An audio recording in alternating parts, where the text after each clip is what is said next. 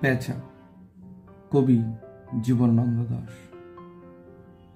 প্রথম ফসল গেছে ঘরে, হেমন্তের মাঠে মাঠে ঝরে শুধু শিশিরের জল।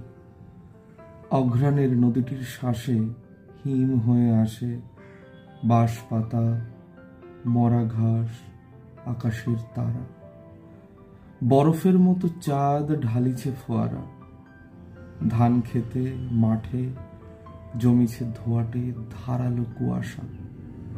ঘরে গেছে চাষা, ঝিমায়েছে পৃথিবী। তবু আমি পেয়েছি যে টের, কার যেন দুটো চোখে নাইয়ে ঘুমের কোনো স্বাদ। হলুদ পাতার ভিড়ে বসে শিশিরে পালক ঘষে ঘষে পাখার ছায়ায় শাখা ঢেকে ঘুম আর ঘুমন্তের ছবি দেখে দেখে মেঠো চাঁদ আর মেঠো তারাদের সাথে জাগে একা অঘ্রাণের রাতে সেই পাখি। আজ মনে পড়ে সেদিনও এমনি গেছে ঘরে প্রথম ফসল। মাঠে মাঠে ঝরে এই শিশিরের সুর।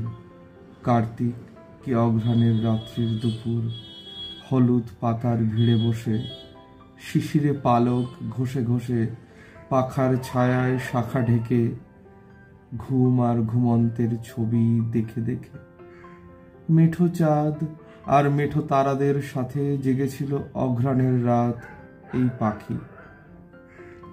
নদীটির শ্বাসে সে রাতেও হিম হয়ে আসে বাঁশ পাতা, মরা ঘাস, আকাশের তারা।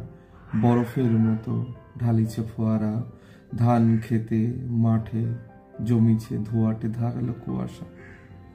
ঘরে গেছে চাষা, ঝিমায়েছে পৃথিবী।